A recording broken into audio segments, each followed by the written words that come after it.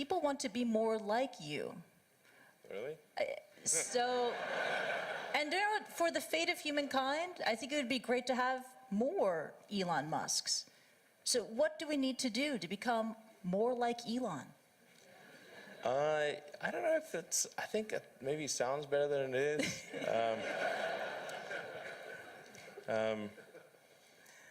Yeah, I mean, honestly, there's a friend of mine who's got a great saying about creating a company, which is trying to build a company and have it succeed is like eating glass and staring into the abyss.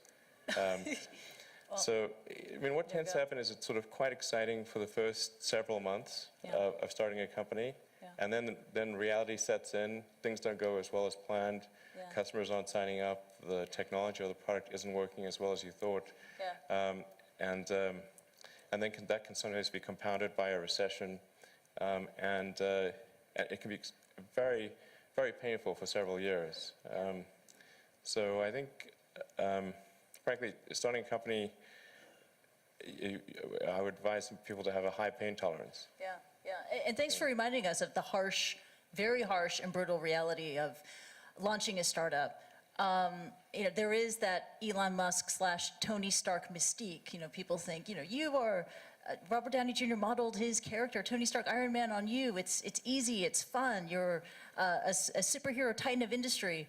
But it's really hard. It's really difficult. And it's something that requires perseverance and grit. Do you fear that maybe in this generation or the younger generation that they don't have that perseverance and grit to take on these really tough challenges? I think some people do. Yeah.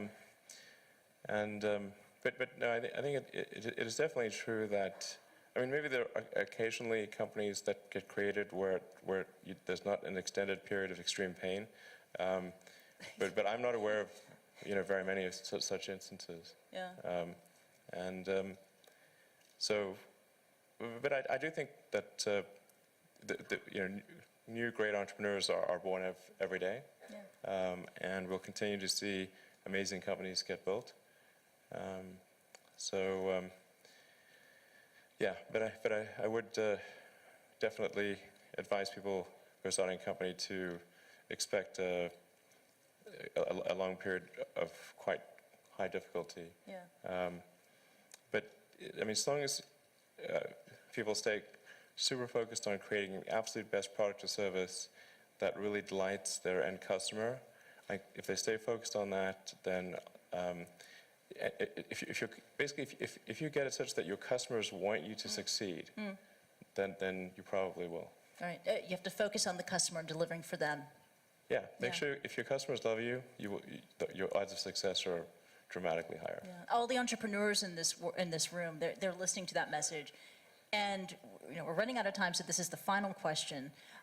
This is for the budding entrepreneurs in the room who could take an Elon Musk idea and run with it. I mean, quite famously, Hyperloop was the idea that you had to give away because you just don't have enough time to deal with it. What are the other ideas that you have that you would love to see another entrepreneur just take on and go?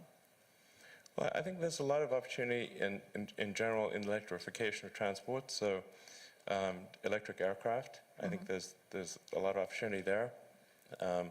I think in genetics, although that's sort of a thorny area, but I think that's in terms of solving some of the more intransigent diseases. Genetics are really key to solving those. Something that I think people maybe are only beginning to look at is establishing some kind of brain-computer interface.